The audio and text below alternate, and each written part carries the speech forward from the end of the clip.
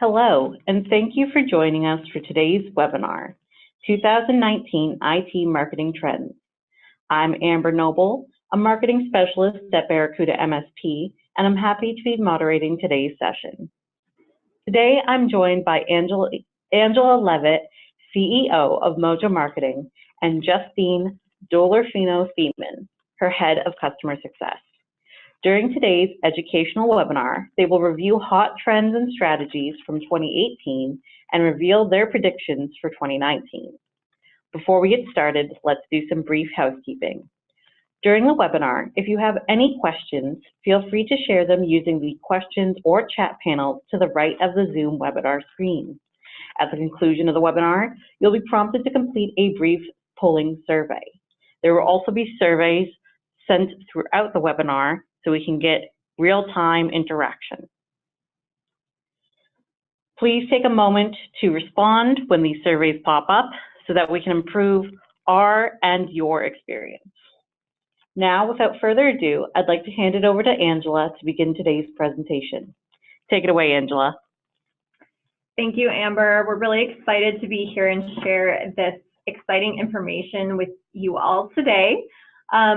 So we have a lot of great information to share, so I'm just gonna dive right in. We also put together a little bit of housekeeping, just kind of echoing what Amber said. So yeah, please, any questions that you have, put them in. We'll stay as long as necessary to get them all answered. If you're someone that uses Twitter, feel free to tag us here at Mojo as well as Barracuda. You can see the tags there. And we're also always happy to provide the slides or video, and we're going to give you a link to some resources here at the end. So if at any time that's interesting to you, feel free to reach out and we'll go ahead and provide that for you. A little bit of introduction. I'm Angela. I've been in the IT telecom space for about 11 years. Started in the hosted VoIP world where I was the head of marketing for a company called Telesphere. Started there in 2007 and really experienced a lot of rapid growth in that industry while I was there. Left in 2010 and started to freelance for other companies that were asking for marketing help and realized that there was a lot of need within telecom and IT for marketing support. So just launched Mojo, got it going, and here we are, 8.5 years later of a full service agency focused on the space. And Justine, say hello. Hi, everybody. My name is Justine. I've been working in marketing since 2010. I've been working with Mojo Marketing since 2015. So prior to coming on board with Mojo, I've done marketing, primarily social, but also web marketing for not only startups that were bootstrapped entirely on Kickstarter, but also Inc. 500 companies. So I've seen both sides of the large scale enterprise marketing as well as very small business. At Mojo, I lead all of our website and collateral operations. I lead the inbound campaign strategies for our ongoing clients, and then I also manage advertising, SEO, and reporting for all of our clients as well. Great. Just a little bit about us. We are the first and only full service marketing firm focused on this space, and that's our biggest value proposition is that, and a lot of what we're going to share with you guys today comes directly from we only work with telecom and IT clients. So that's there's a lot of value there. We're really proud that last year we were named to San Diego's top 100 fastest growing privately held companies. And this is just an example, a little sample of the types of companies that we've worked with over the last 8 years. So our agenda today is we're going to go over 5 shifts in marketing trends that specifically are affecting the IT industry. And for each one of these trends, this is the format we're following. We're going to give you some overview and observations. We're going to share data to back that up. Then we're going to talk about what this means for you, and then give you an example. As we mentioned, there's a Q&A at the end. And just want to share with you like where this information comes from. So every single month, Justine is going in, actually more than once a month, right, weekly now, and like looking at what is working for our clients. And then at the end of last year, we looked at that collectively, right? Like what did we observe throughout an entire year of observing, you know, roughly 25 telecom and IT companies that we are managing every single day, right? What are all the things that we learned? So this is where a lot of the data came from that we're sharing with you today. But we also did some research into, you know, what's being published out there, what are other marketing thought leaders saying, and so this is what you're getting today is a combination of the two. So great. Let's do a little bit of an overview. Actually, before we get into the overview of the 5 things, I want to launch our first poll. So we would like to know, just within your company, what are you responsible for? You can select multiple things here. So if you are responsible for both sales and marketing, go ahead and select both of those.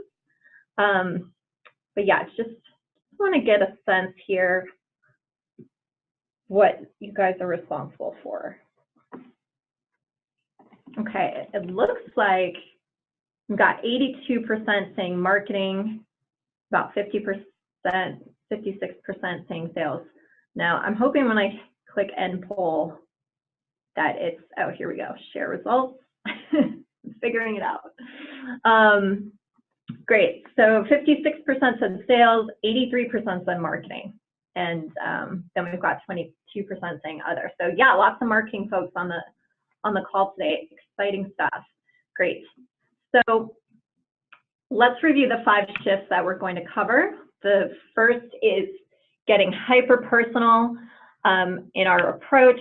We're going to talk about quality over quantity, you know, cutting out the fluffy stuff, a shift toward creating less and promoting more.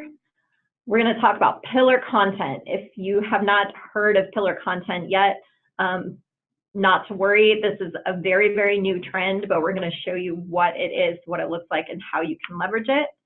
And then we're going to talk about automation because this is just ever increasingly important in a ever more digital world. So these are the 5 things we're going to talk about. So the first one is getting hyper personal. So you've probably noticed in marketing that is coming at you.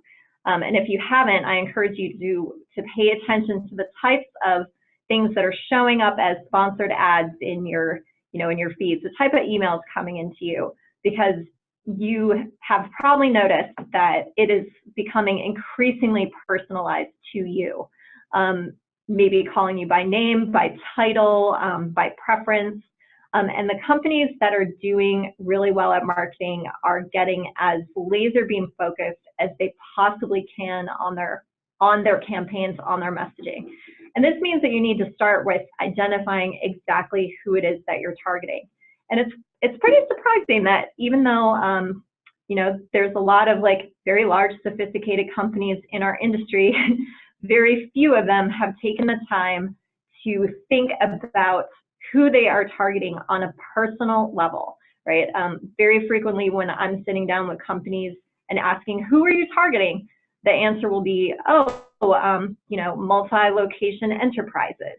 And while that may be true, that is not the person you're targeting. We need to take it to a personal level and think about the person sitting behind the screen. Who's doing the research? Who's making the decisions? These are people, right? And so we want to profile them and get as much information as we can about them, because when we have that information, we're able to really highly target, speak to them in a more like one-on-one fashion. This also helps us to very clearly define an effective buyer's journey, right? So understanding who it is that we're targeting means we know what they might be searching for online. We know where they might be hanging out. So now we can not only craft a message that will resonate with them, that will capture their attention, but we know like where to put that message, right? We know how to get them over to your website, how to get them to download something, how to lead them down the pathway from stranger to customer, right? And so really important step. The idea behind doing this is getting people to respond to your marketing efforts saying, wow, this was created just for me.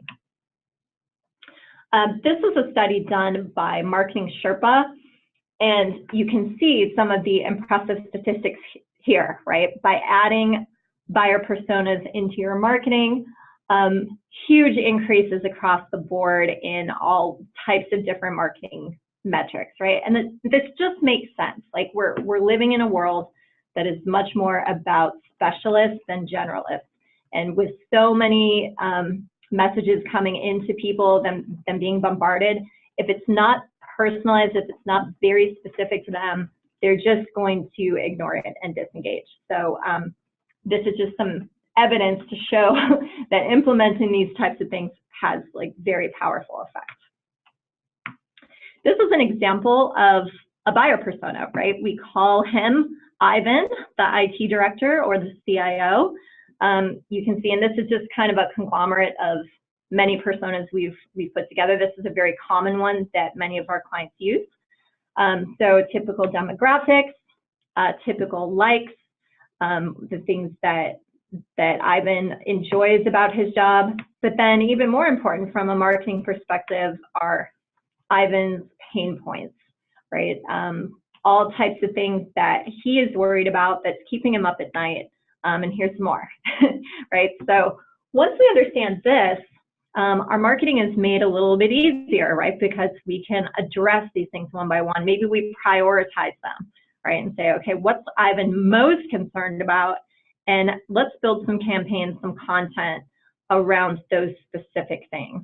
And suddenly we're much better at attracting more Ivans, getting their attention and getting them into your pipeline. Justine. Here we have really the next step after we've developed our buyer personas. So this is a real life example of what we refer to as the buyer's journey that we've created for one of our clients. And this really just shows the overall flow of how we take that research that we did. Now we know that we're targeting Ivan. We know all of Ivan's pain points.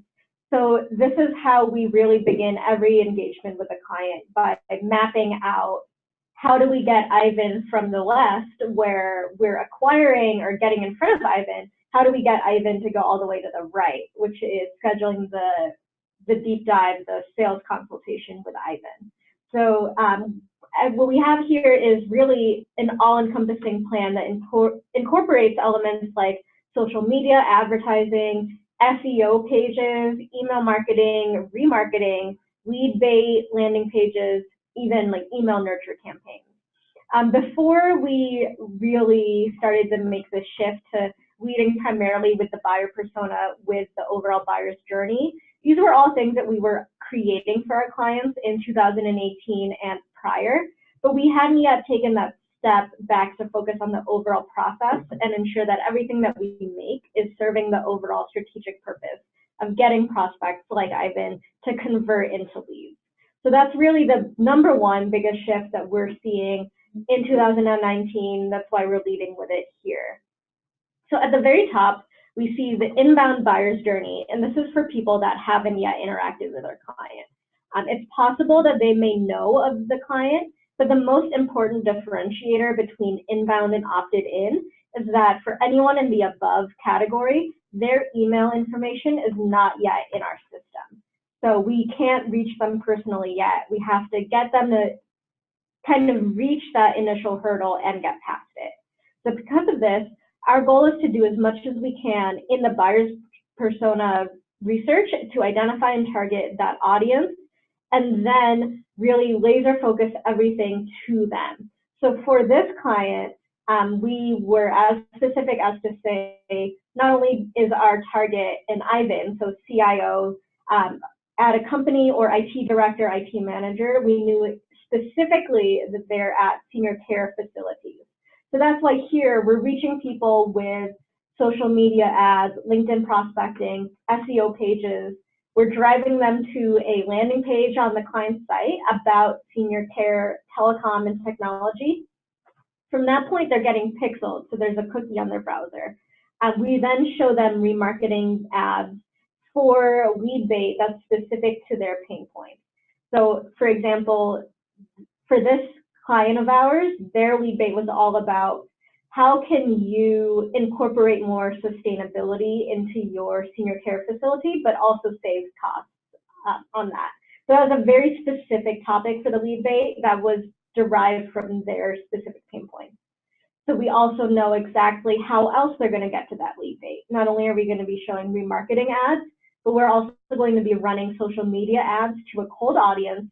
They haven't heard of the client yet, but we've focused that audience to meet the demographic of our buyer persona. We're also going to be, in this instance, we did email a current list because this list was completely cold.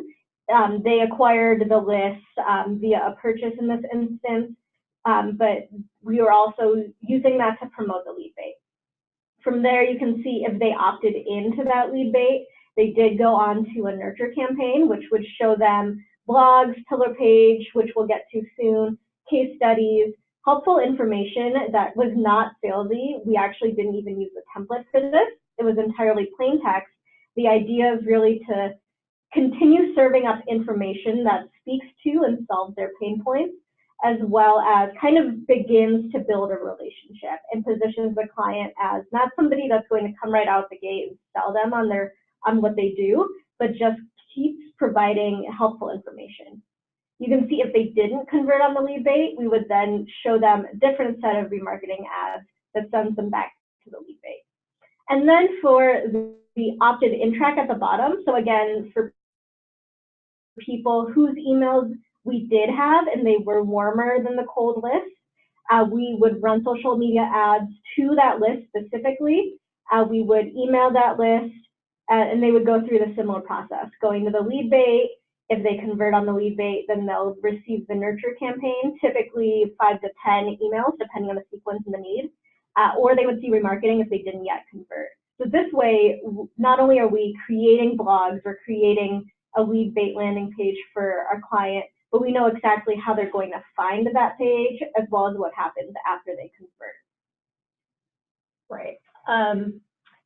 Yeah, and what we're seeing is that for our clients where we have a system like this in place and we're able to implement this level of care, what would you say, Justine, our average like inbound leads are? Like, I know last time we looked at it, it was somewhere like 25 to 40 a month-ish, just depending on like their budget and how much how much of this we're doing. Is that about right? Yeah, that's about right. It will vary on the client as well as, like their size, their existing market share before they started this program. However, for the ones in which we worked with them prior to 2019, before we adopted the strategy, we've seen a significant increase in the amount of leads. So I would say about 30 to 40% increase in their monthly lead average. Right. Great. Before we move on to the next step, I want to launch our next poll, which is just how many of you on the call have done something like this where you have your buyer personas laid out, defined, you've given them a name, you've done some research, and versus how many don't have those done quite yet. Okay, I'll give it a few more seconds here. So yeah, this is something that if you have any big takeaway today, I would say go back to your team. If you are the team, think about this. Who are the top personas that you're working with? Chances are you have someone like an IT director, a CEO somewhere. We're hearing more and more people, or the CFO is getting involved in decision making at some point, but doing an exercise where you define them and then really hone in on them will be very helpful for you. So this is just the results of this poll. 67% say no and 33% say yes. Okay. All right. Thanks for filling that out. Let's go to the next principle here. Okay. All right. The second shift we want to talk about is cutting the fluff. And this is actually, should come to a relief to many of you who are in marketing departments. We don't have to publish as much anymore. You know, it used to be, even just a couple of years ago, that the algorithms for Google and for all the social platforms really favored high frequency posting. At one point, even in our services, we had a daily blog post going up for clients. And now that blog post wasn't very thorough or long. It was more of like a recap of the daily news. But the point of it was to show, like, hey, we're really active and we're really publishing a lot of stuff. And the pendulum is definitely swinging in the other direction. I would say it's pretty far on the other side of that now, where it's all about quality over quantity now. Because people are so bombarded with information today, they don't want to waste their time on things that are fluffy, that aren't helpful, that are, you know, are just being published for the sake of publishing. So again, I think this is a good thing. This is good news for marketers, because where you might have been trying to, you know, blog twice a week, you can cut it down, right? Just make sure that everything that is being published is really powerful, is potent, is really helpful, because it's more important that we get better engagement on things than just having that frequency. Think of everything that you post being under the category of thought leadership, right? Like, is this helpful? Is it going to, you know, really establish you as a thought leader in the space? If not, then maybe we don't need to post it, and maybe we should rethink it. And this is something that we've done here for ourselves, for our clients, and we've seen some really good results that actually Justine's going to talk about.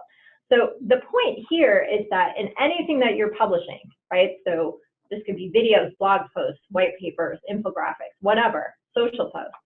This is what the reaction we want from people. Wow, your content is so valuable. You really know your stuff.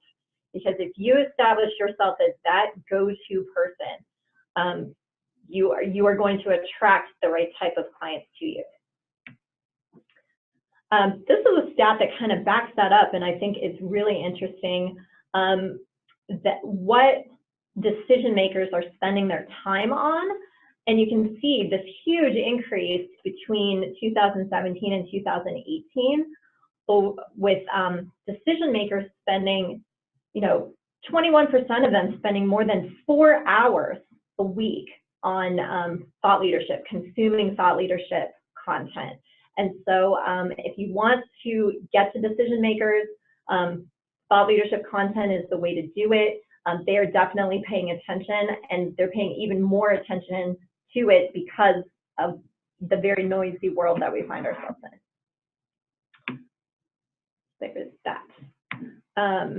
Justine, did you want to talk about this? Yes. Okay. So this is just a little bit more detail about what we mean when we say, like, cutting the fluff, as well as making our content more valuable. So in 2016, we were really aiming to publish a significant amount of blogs every month, and this is speaking about Mojo as a company, how we were marketing ourselves based off of the trends and best practices of the time. So not only were we blogging very often, we were also creating very short blog posts, so average of 300 to 400 words. But that has really changed with the stat that Angela just spoke about regarding how much time people are investing in reading thought leadership, not only researching when they're looking to make a purchase decision, but also just in today's world with so much information being available online. It's really easy to constantly better yourself, work on your own professional development by spending some of your free time reading thought leadership pieces. So in order to kind of meet the readers, meet the buyers where they're at now, we've seen a lot of results from not only reducing the frequency of our own blogging, but also increasing the average length. So we've really increased to about 800 to 1,000 words. And what this does is, first of all, it makes sure that if we're writing a blog, it's something that is really important, because it's a lot harder to fill 1,000 words on a topic if you don't have a lot to say on that. So that's our first giveaway, if it is something that is valuable and it is something that our readers need to know. But what this has also done is it makes them more shareable. So if you've read a piece of content, it really resonated with you, it gave you something to think about, or it really solidified something that you already believed, you're more likely to share that with your colleagues and your partners than something that's just quick fluff, but you could maybe summarize it in like a couple of sentences. And that has really increased the amount of traffic that our blogs get, because we're seeing more, about an 8% increase in sessions per user from 2018 to 2016, a 40% increase in how many pages each user browses in a session. The average session duration has increased by over 100%. So really spending a long time. Of course, the blogs are longer, so they take longer time to read, but this couples with the fact that they're browsing more pages overall. And then most important, our bounce rate has decreased by 5%. And bounce rate is the rate at which people go to your website and then they immediately leave. So they're not clicking on another link, they're not interacting with your site at all. They go to the site and then for whatever reason they leave. Typically you will see a higher bounce rate for blogs, because often people go to your site, they read the blog, they're done. But if the blog is really comprehensive, it's thorough, it includes links to similar blogs, it's eye-catching, gives them something they need to know, they will continue to browse further. And then on the right, what we have here is just an example of a recent blog that we did. Not only was this a longer blog than some of the design trends blogs we've published in the past, but it also gives people something that they need to know. It's something that our users are curious about. We have questions about this all the time. It's a little bit of a pain point in that everybody wants to make sure that their site looks modern, looks fresh, doesn't look outdated, and will build that trust. So here we want to talk a little bit more about now what to do with all of that content. So Angela and I like to commiserate about this one HubSpot SEO download that we saw on social for about a year. I would say from like January to October 2018. Angela saw it first. She was seeing this download that HubSpot was promoting to her, all about how to improve your SEO. And then when she pointed it out to me, I took a look at the landing page. I started to see the ads myself. We both saw the ad for a significant amount of time. And this is really a huge shift. So for a while, it was a best practice to change the content that you were advertising like every month, if not more frequently. But because this download was evergreen, meaning that it was relevant throughout the entire year, it wasn't tied to a specific time period or offer. It was also something that was laser targeted to us, something that we work on every day. So it was very relevant, very targeted, and they really knew it was valuable to their buyers, and they promoted this consistently. And with this is really counteracting the fact that social networks have shifted to algorithms. So we don't see posts in chronological order anymore. We see what the social network thinks we want to see. This includes ads. So while it's less than ideal for users, it's great for marketing, because when you know that you have an offer that people want, you are able to get that in front of them, usually at a more cost-effective rate than AdWords, in which the typical cost per click on AdWords can be upwards of $20 for very competitive keywords such as managed IT. SD-WAN right now is trending at about $55 a click in order to try and get on the first page. Social ads, if it's effective, if it's something that people are clicking on and that they like the ad, they haven't dismissed it, you can get a cost that's under $1 on social media. And the targeting is very pinpointed. So going back to the buyer personas, you can input the age range. You can do gender, you can do specific location, narrowing down the city. You can really laser focus by interest, job title, depending on the network, hashtags that they're using on Twitter. You're able to promote your content in a way that means just overall more bang for your buck.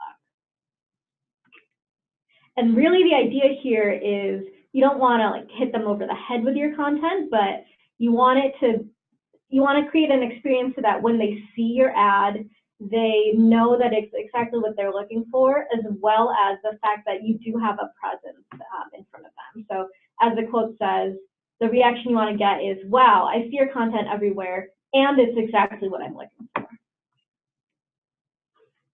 So we found here 46% of all advertising by 2021 is going to be spent in investments in paid search, display advertising, social media advertising, online, as well as email marketing. So this is a really significant growing trend, and what this means is that if you aren't already advertising online, whether that's, again, social media or elsewhere, your competitors probably are already, and their spend will likely grow as the years pass on, and we become more reliant on advertising in the digital age. So we invest in advertising. We encourage our clients to invest in advertising. For better or for worse, it's really become a more prominent aspect of promoting our content. Here's one example of a recent ad campaign that we ran for one of our clients. So you can see we spent on this campaign a total of $370.40. We earned 346 clicks. This was a cost per click a little bit over $1, and we drove 18 conversions at a cost per conversion of $20.58. And some of the things that I wanted to point out in this example is that, first of all, the image uses bold text, which is eye-catching, and the color, their brand color is not a color that's typically used in social media. So if you're scrolling through your feed, you see this yellow, it does stand out. What we have here in the image, as well as in the caption below, so free ebook in the image, free PDF download below, we clearly state what they're going to get. And then the text above the image where it reads, "Don't miss out on a smarter way to work," as well as the image text, "How will the cloud change your business?"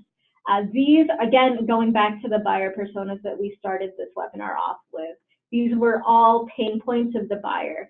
So the average member of this audience was not already using cloud in their business. They have probably heard of cloud. They weren't sure how it was going to affect them, if it was something they actually needed to get an investment made into. But we're really hitting that pain point, like, you're not going to want to miss out on a way to revolutionize your business. And that's everything that informed not only the ebook that we wrote for this campaign, but also all of the messaging around promoting this. So this ad is an ad that we continue to run. We continue to see good results from this, and it's something that is, again, evergreen. It's related to, it's relevant at any point in time, not related to a specific offer or a specific time. Yeah, and I would just echo what Justine said a minute ago about seeing a cost per click of around $1 in our industry. Comparing this to Google AdWords, like we can't even come close, right? And so not only is the expense a lot lower, but we're able to super target like who this is showing up for, right? Not just based on a search, but like based on the persona. And then thinking back to that grid that Justine was talking about a few minutes ago, once someone downloads, so these 18 people that opted in are now entered into a nurture campaign, right? And so they're going to continue to receive helpful information from Effortless over a period of time. And when they're ready for that sales conversation, you know, they've been in the system, they've been warmed up, right? And we're going to talk a little more about that when we get to automation, but just wanted to show like where that was in the process. Right. And then it can look like a small number, so 18 out of 346, but thinking back about the overall buyer's journey, all of those 328 people that didn't yet convert, they've now also all been pixeled, and they're going to begin to see advertisements not only for this offer, but we may also show them another offer once we have that available. So we hone in on a different pain point, and maybe they're less interested in cloud. That's okay. We'll show them something about desktop as a service, which would solve another one of their pain points. So social advertising not only drives initial conversions, but also really gets people into the cycle of beginning to be exposed to more content from you. Exactly. Good stuff. Another angle of the create less, promote more is your email campaigns. And when we took a look at the end of 2018 at where success happened for our clients, it became very clear to us that the clients that had a more sophisticated email portion of their marketing saw a lot better results than those who did not. And I think because of the rise of social, there's a lot of people that have gone away like, oh, email marketing doesn't really work anymore. That's old school kind of thinking. But the truth is that 98% of business professionals still list email as their #1 preferred way of receiving messages from companies, right? So it's not so much the medium, it's how we use it, right? So email is definitely still effective, but just like we talked about with that pendulum earlier with the, with the content, the pendulum on email is swinging to super authentic, short and sweet. It doesn't have to be pretty and full of, graphics and things like that. We can get right to the point. So again, this is another way that like marketers should be rejoicing, right? Because we don't have to, make email a big production anymore. But we do have to think about it. The reaction we're going for here is like, wow, this is so personalized and relevant to me. Nice stat here, 59% of B2B marketers say email is their most effective channel for generating revenue. So, well into the majority numbers there. And this is an example of one of the email campaigns that we ran that, that did really well for us. This was actually an upsell campaign, and this was aimed at clients who had quite a few customers on legacy phone systems, right? And wanted to have a conversation about switching to hosted. So you can see the subject line was "We should talk." ... a little intriguing, right? This came directly from the president of the company. And then you can see the text here about your phone system. Does it still work for you? This email is about 4 lines long, right? We're also pointing them to a resource, right? An infographic, helping them understand the differences between hosted and on-prem. So with a nice link there. And then, yeah, can we chat soon? So the idea behind this email campaign is to seem very authentic, very, again, short and sweet. It doesn't have to be fancy, but the chances are someone who receives something like this is going to read it. Now, what we were able to do is obviously track the people who opened it, who clicked on the link, and obviously those who responded. This campaign, I believe, generated at least 2 sales conversions from on-prem to hosted. And so you can see, like, this didn't take a whole lot of like effort from a graphics or a development standpoint. It did take some strategy, but these are the types of email campaigns that are getting traction, getting getting conversions today. All right, pillar content. So going back away from email and back to what's actually on your website. So SEO, search engine optimization, all about making sure that you're being found when anyone is searching, not only for your brand, of course, but also for non-branded keywords, the keywords that do not contain your brand name in it. And one of the most recent ways in which you can show Google that you deserve those top ranking spots is by creating a pillar page. As Angela mentioned earlier, this is a relatively newer topic. You can really think about it almost like a white paper and web page format. The goal of a pillar page is to kind of create the most authoritative page on the web.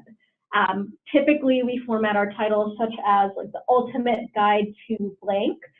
You could certainly think about any other title that really shows a similar amount of expertise and authority. And why this is so beneficial for SEO is because SEO is all about showing Google that you have what they like to refer to as EAT. So the acronym stands for expertise, authority, and trust. So Google rewards content that answers people's questions and searches. And very strong SEO content really needs to be relevant, interesting, and useful. So you can see how a pillar page, which would be on average 2,500 to 3,000 words, the ultimate guide to channel partner sales, the ultimate guide to optimizing your website, anything like that, you can see how that really makes an impression.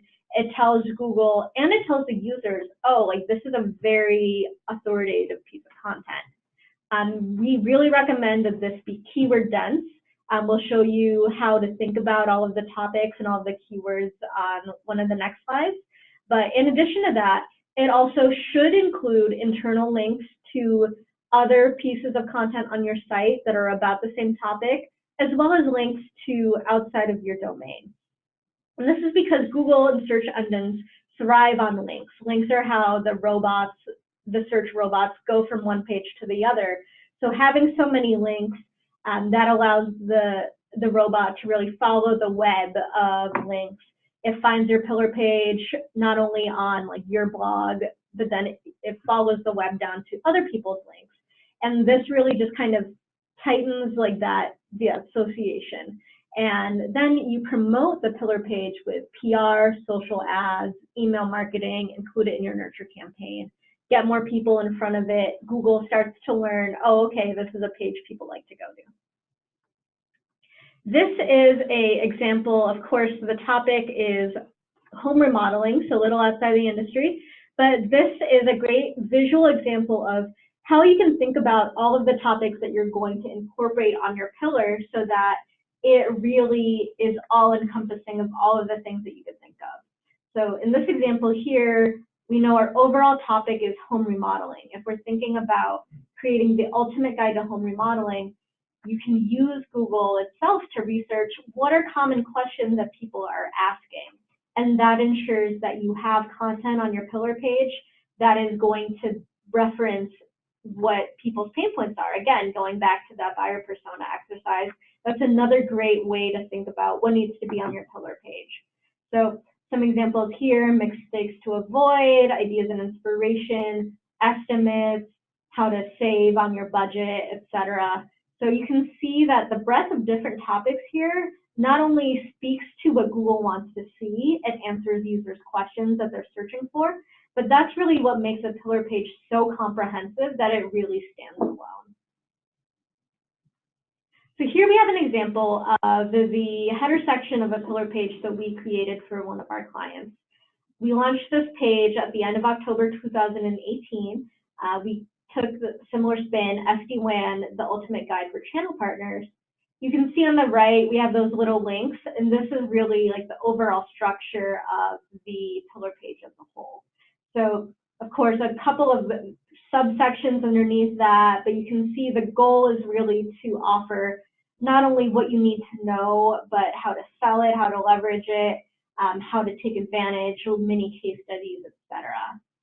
So, and you can see here that in the language, we're really emphasizing that we're basically telling the reader flat out, this is everything you need to know. So we're sharing all of the knowledge we've amassed on the topic here. Yeah, we can't show you on the slide, but this is a really long page. This one was about 2,000 words, approximately. Closer to 3,000. 3,000 words, yeah. So this is a very lengthy page, yeah. And what's so exciting is that after launching this at the end of October of last year, we were able to really very quickly see results.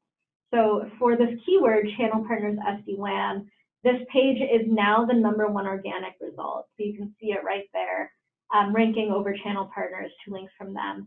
Not only does it now rank for this, but it now ranks on the first page for several related keywords. So those would be channel partner, SD-WAN sales. Another one is SD-WAN channel. It also ranks on the first page for the keyword selling SD-WAN, as well as how to sell SD-WAN. So you can see that even though the name is SD-WAN, the ultimate guide for channel partners, it isn't just seeing results for that specific phrasing. The great thing about Google is that it learns that people aren't just typing in one way to ask about something. So we're able to, with a single pillar page, rank on 5 different searches at minimum on the very first page where they were not ranking prior. And then after 2 months after we launched that page, we were able to see that this client's organic search results increased by almost 25% year over year. So all of these rankings, we measure that by how many people are clicking to your site via search, significantly higher increase in search traffic. And the pillar page ranked within the top 4 of the client's search landing pages. So that indicates that not only is it ranking well, it's showing up in the search, but people are clicking through to read the content because of the way that we've structured the title. We've made it clear that this is the authoritative source. Yeah, it's funny. I was actually giving a presentation last week in Canada and shared these same slides about how SEO has changed. And someone in the audience actually told me that they had found this exact page and had used it as their reference point and recognized it when it was up on the slide. Like, just someone I don't even know, right? But through their searching for a reference point, found this and thought, gosh, this is helpful because it's everything I'm looking for in one page. And I said, yes, you get it, right? So not only are we trying to, please Google, and get our clients up to the very top of very competitive terms, but also that it really is a valuable resource for that end user, for that person who's searching for it, so that they continue to come back. So great. Before we get into the last part, I think I've got another poll here. So let me see. This is the one. Yes. So let me launch this poll.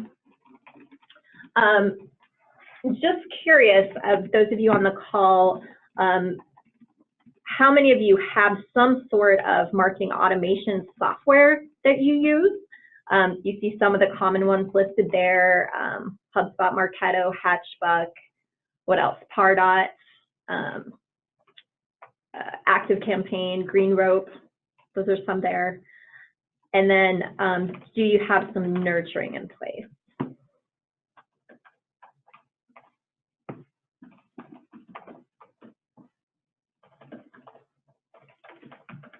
Looks like answers are still coming in here. Give it another 5 seconds or so.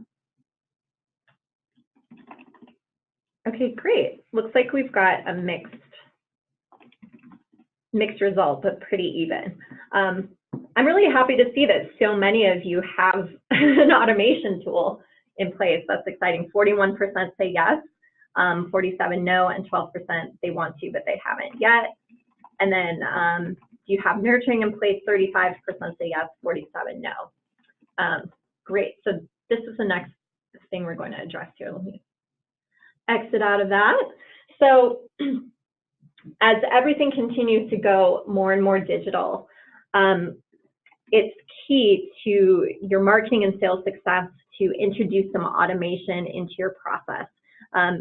Some of the marketing automation softwares you see listed there, you have an opportunity here to not only get incredible insights into the behaviors of the people in your database, but also to focus your efforts where they belong.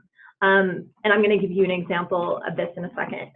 We've also mentioned a lot nurture campaigns, and I think this is something where marketing is really going to shift. So many marketers have been talking for years about lead generation. We kind of know how to do that now, right? Justine talked about it a few minutes ago. Like, we can run some ads, we can get some people in, get them to download something. But how do we really warm them up and get them ready for that sales conversation, because what we're learning is that that buyer is downloading something very early on in the sales process. They're not ready necessarily to have a sales conversation. A guy I heard speak from HubSpot a couple months ago said something like 90% of leads that are generated are not ready for a sales conversation.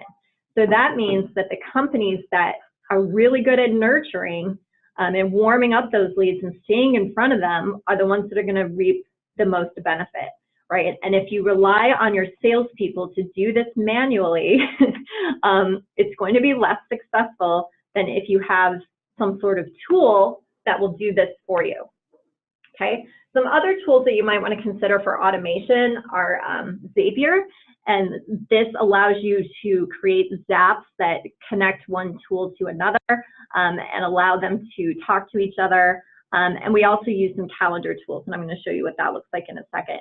Do you have any examples of like the zaps, a couple of zaps that we use? Yeah, one example is like, just for example, when we run webinars, so we have an integration where when they sign up for the webinar, not only are they added to our Zoom, but we also tag them in Hatchbuck with a specific tag to indicate the webinar that they joined. And then from there, we're able to automate them receiving a very specific email campaign afterwards based off of the tag, so that the emails relate to the topic that they watch. So that's one example. Another one would be last October, we went to Channel Partners Evolution. We were offering free headshots, and we just, of course, we needed a way to get headshots to people, so we did ask for email addresses. And we were able to use Zapier to set up a connection between a Google form, which was how people inputted their information for the headshot. They were automatically integrated into our CRM. They were tagged with the event in which we met them. And then we were able to automate the sending of the email campaign through that as a result. So those are just two of the ways in which we're able to save time.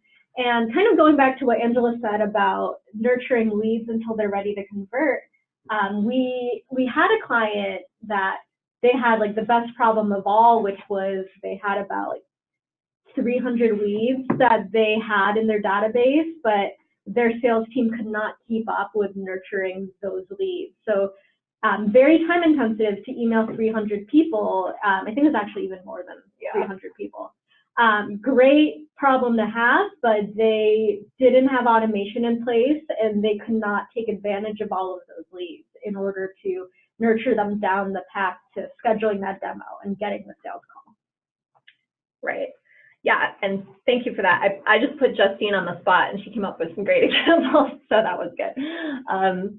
So the idea of setting up all of these tools and these automations is to get the sense that work is happening while you sleep, right? And I'm going to show you an example of that. Here's a quick stat.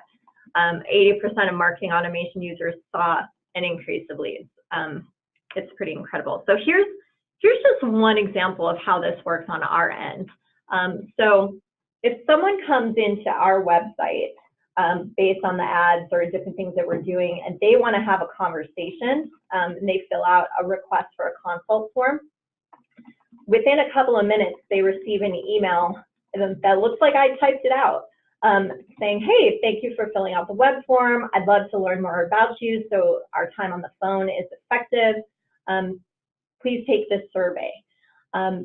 They click on the link, they take the survey, they fill out a lot of information about themselves. This is where they will identify if they're an MSP, a telecom agent, a carrier, and all of those things that they're filling out then become tags on their contact record, right? So I'm able to, really quickly learn a lot about them.